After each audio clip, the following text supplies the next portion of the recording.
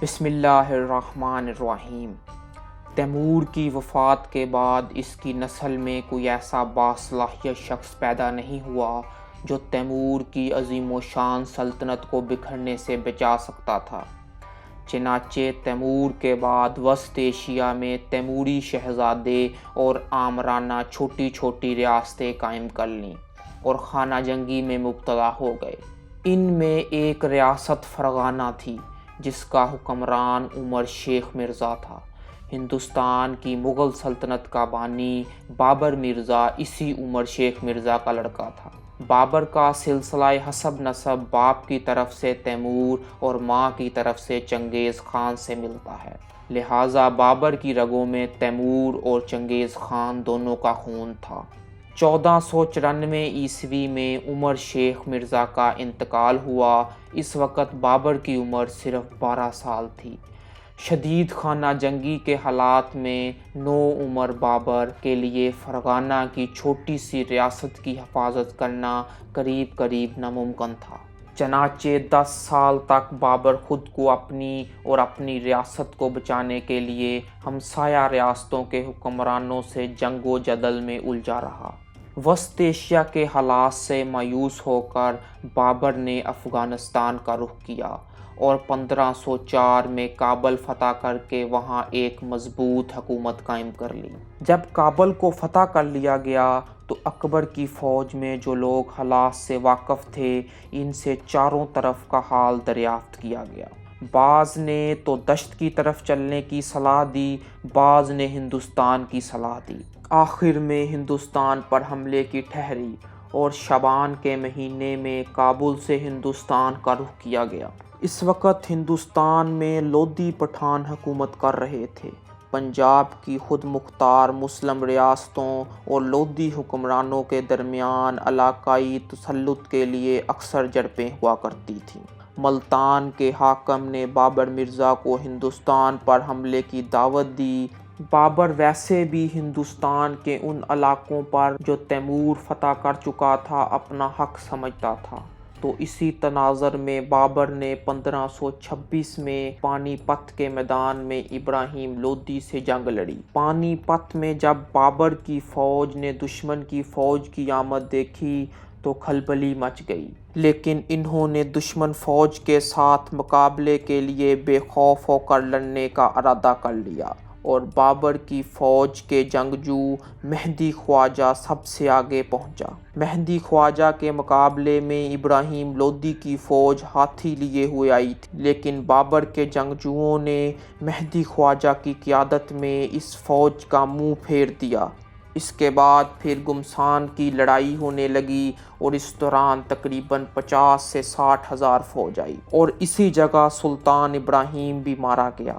پھر بابر نے اسی دن ہمایوں اور دوسرے امراء کو حکم دیا کہ سلطان ابراہیم لودھی کا سر لے جاؤ اور آگرہ پر قبضہ کر لو اور خزانے کو ضبط کر لو۔ مہدی خواجہ محمد سلطان مرزا عادل سلطان کو حکم دیا کہ دہلی چلے جاؤ اور وہاں خزانوں کی حفاظت کرو، اور بابر پھر اگلے دن دہلی آئے اور انہوں نے سب سے پہلے شیخ نظام الدین اولیاء رحمۃ اللہ کے مزار کی زیارت کی۔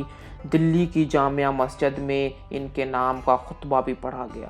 اس کے بعد بابر نے آگرہ کی طرف رخ کیا اور وہاں پہلے ہی ان کا بیٹا ہمایوں موجود تھا، اور ہمایوں کے وہاں پہنچنے پر قلعہ والوں نے قبضہ دینے میں بہانے کیے۔ انہوں نے دیکھا کہ لوگ بہت بکھڑے ہوئے ہیں، اس لیے تاکید کی کہ خزانوں کو کوئی ہاتھ نہ لگائے اور کوئی باہر نکلنے نہ پائے۔ بکر ماجید گوالیار کا راجا تھا۔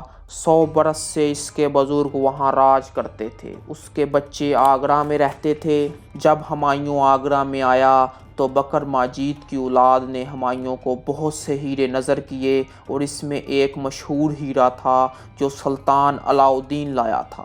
اس ہیرے کے بارے میں کہا جاتا ہے یہ ہیرا دنیا کی آدھی آمدنی کے برابر قیمتی ہے۔ آگرہ کے قلعے میں ابھی تک لودھی فوج موجود تھی۔ ابراہیم لودھی کا خاندان بھی وہیں تھا۔ ان لوگوں نے قلعہ سپرد کرنے سے پہلے کئی شرطیں منوائیں۔ سلطان ابراہیم کی ماں کو 7 لاکھ روپے نقد پیش کیے گئے اور ان کے رہنے کے لیے آگرہ میں 1 کوس کے فاصلے پر محل دیا گیا۔ اس کے امراء کو جاگیریں دی اور تب محل میں داخل ہوا۔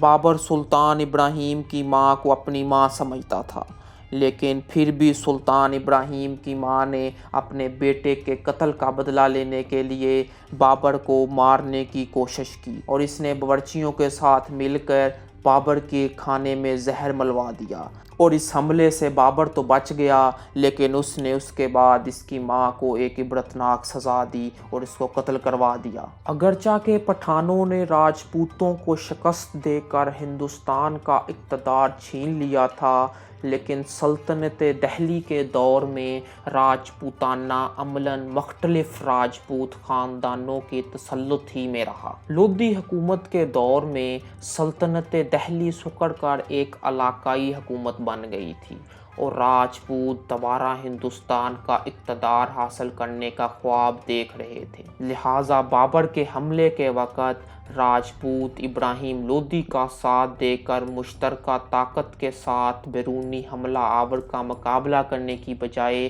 خاموش تماشائی بنے رہے، کیونکہ راجپوت سمجھتے تھے کہ بابر تیمور کی طرح لودھی حکومت کو تباہ و برباد کر کے واپس چلا جائے گا، اور لودھیوں سے لڑ کر حکومت حاصل کرنے کی بجائے لودھی حکومت کے تباہ شدہ کھنڈر پر اپنی حکومت کی بنیاد رکھنا چاہتا۔ لیکن بابر نے دہلی سلطنت کو ختم کر کے مغل سلطنت کی بنیادیں رکھیں۔ تب راجپوتوں کی آنکھیں کھل گئیں اور وہ دہلی کی مرکزی حکومت کا اقتدار حاصل کرنے کے لیے حرکت میں آ گئے۔ چتور کے راجا سانگا کی قیادت میں راجپوتوں کی متحدہ فوج نے بابر کو ہندوستان سے نکال کر باہر کرنے کے لیے پیش قدمی کی۔